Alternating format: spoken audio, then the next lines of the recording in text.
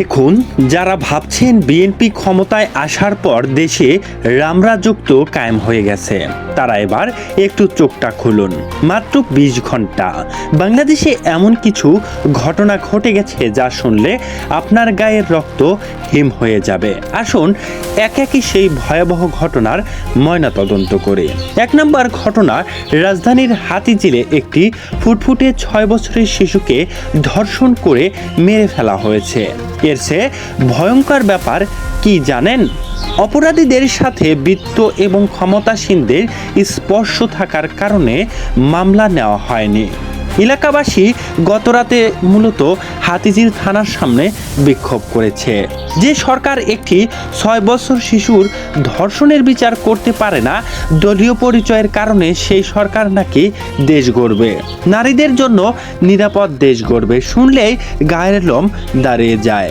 এবার আসুন ২ নম্বর খবরে। বর্তমান দেশের বনমন্ত্রী Abdul Awal Mintu national bank, Bangladesh bank ১,০০০ কোটি টাকা দিচ্ছে। হ্যাঁ, ঠিকই শুনেছেন। যে ব্যাংকগুলো লুটপাট হয়ে গেছে সেই ব্যাংকগুলোকে জনগণের ট্যাক্সের টাকায় বাঁচানোর নামে মূলত নিজেদের মন্ত্রীদের পকেট ভারী করার একটি মহা উৎসব চলছে। ৩ নম্বর খবর হচ্ছে, টেকনাফে ইয়াবা কারবারি লক্ষ তরুণদের জীবন ধ্বংসকারী কক্সবাজারের কুখ্যাত আওয়ামী লীগের এমপি আব্দুর রহমান বদিকে জামিন দেওয়া হয়েছে, যার নাম আপনারা ইয়াবা বদি হিসেবে জানবেন। প্রিয় দর্শক, আমরা সম্পূর্ণ ভিডিওটি আরও গভীর বিশ্লেষণ করার সামান্যতম প্রচেষ্টা করব। তার আগে অনুরোধ করব, প্রতি মুহূর্তে পর্দার আড়ালে ঘটে যাওয়া সকল আপডেট সবার আগে জানতে এখনই আমাদের চ্যানেলটি সাবস্ক্রাইব করে আমাদের সাথেই থাকবেন। চলুন দেখে আসি। ৪ নম্বর খবর, নারায়ণগঞ্জে প্রভাবশালী আওয়ামী লীগের মেয়র আইবি রহমানকে জামিন দেওয়া হয়েছে। এর মানে কি দাঁড়ায়? মানে হলো, খুনি, ইয়াবা ব্যবসায়ী আর ফ্যাসিস্টদের দোসর এখন বুক ফুলিয়ে বের হয়ে আসছে। আর এই পুরো প্রতিক্রিয়া স্পন্সর করছে স্বয়ং বিএনপি সরকার।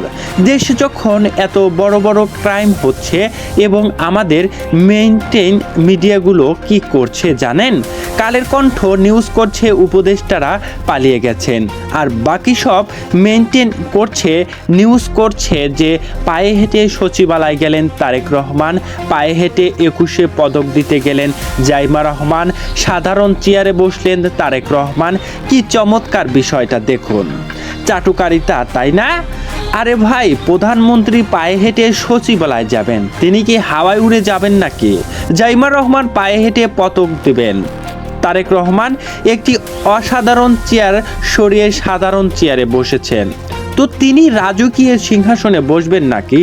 এই সস্তা লোক দেখানোর নিউজগুলো দিয়ে মিডিয়া আসলে হাতিঝিলের যে ঘটনাটি ঘটেছে, ধর্ষণের মামলা, মিন্টুর হাজার হাজার কোটি টাকার এবং খুনিদের জামিন পাওয়ার মূল ঘটনাগুলো এই মিডিয়াগুলো আড়াল করার চেষ্টা করছে। আসলে বিএনপি সরকারের জন্য পতনের একটি ইকোনমিক বিপর্যয় দরকার, আর এই বিপর্যয়ের অর্থমন্ত্রী যত ঘটাতে পারবেন, বাংলাদেশের ব্যাংকের গভর্নর তার চেয়ে ১০০০ গুণের বেশি পারবেন। মিন্টু ন্যাশনাল ব্যাংকে ১,০০০ কোটি টাকা দেওয়ার ঘটনাটি তার জর্জান্ত প্রমাণ। ব্যাংক খাতে দেউলিয়াত্ব এখন খুব দ্রুত ঘটবে। ডক্টর ইউনূস অন্তর্বর্তীকালীন সরকার তাদের আমলে সেফ ব্যাপারটা ধামাচাপা দিয়ে রাখছিল, কিন্তু এখন এই লুটপাট ওপেন হয়ে গেছে। রাজনৈতিক বিশ্লেষকরা মনে করছে যে এই জোটের বিপর্যয় খুব নিরিবিলিভাবে স্টাডি করা হচ্ছে। কেননা আপনারা যদি দেখেন, তিনি বলেছেন সেই সমন্বয়কদের মতো এখন অনেক কিছুই বলা হচ্ছে, যা খুব দ্রুত বিএনপির আর একটা বড় বিপর্যয় ডেকে আনবে। বিএনপি যে আওয়ামী লীগকে পুনর্নির্বাসন করছে, তার পরিণত কি হবে জানেন? আওয়ামী লীগ পুনর্নির্বাসিত হওয়ার পর তারা আসলেই তো আর বিএনপিকে ক্ষমতা থেকে ফেলে দেবে না, কারণ তাদের সেই শক্তি এখন আর নেই। এজন্য দরকার হবে এমন একটা পরিস্থিতি তৈরি করা যা আওয়ামী লীগের পাশাপাশি জামায়াত ইসলাম, এনসিপি এবং জাতীয় নাগরিক পার্টির রাজপথে আন্দোলনের সামিল হয় এবং সরকার পতনের ঘটনা ঘটায়। আর এই সম্মিলিত আন্দোলন তখনই হবে যখন দেশে আরেকটি বড় পলিসিগত বিপর্যয় বা ইকোনমিক কালচার ঘটবে।